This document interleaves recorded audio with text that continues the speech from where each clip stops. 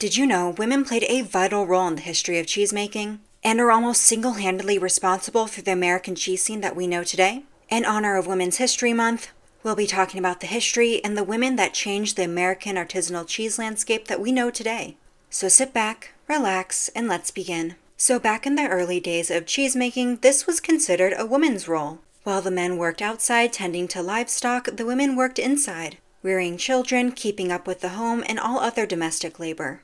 That included cheesemaking. But during the rise of the Industrial Revolution, particularly in America, many women left the farm to work in factories. Leaving behind cheesemaking, this is when we start to see a great decline in farmstead artisanal cheesemaking during this period. Industrial cheese factories went on to replace these small-scale farmers and cheesemakers, and began mass-producing cheaper and arguably lesser quality cheese. And that continued on in America until the 70s.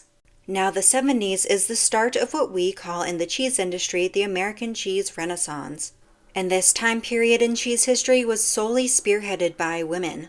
And coincidentally, most of these women were goat farmers.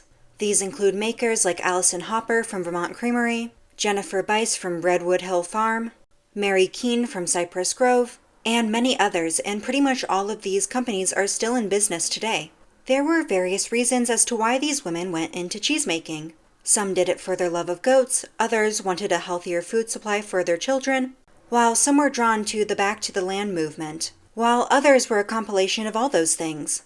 And when these women went on to build their creameries, many of them actually started to work together, combining their collective knowledge on animal husbandry and cheesemaking. Because this was really uncharted territory for the industry at this time, because all the information that was out there was pretty dated. Together, they went on to shape the cheese industry that we know today, creating unique and flavorful cheeses, helping to introduce to the country a whole new world of food. And honestly, up until that time, many Americans didn't even realize you can make cheese from goat's milk. Today, the American cheese industry has grown well beyond the few farmstead goat dairies that there were back in the 70s.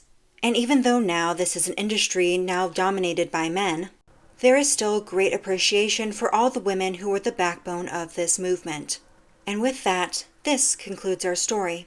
If you enjoyed this video, please like and subscribe for more cheesy content. I'll see you next time.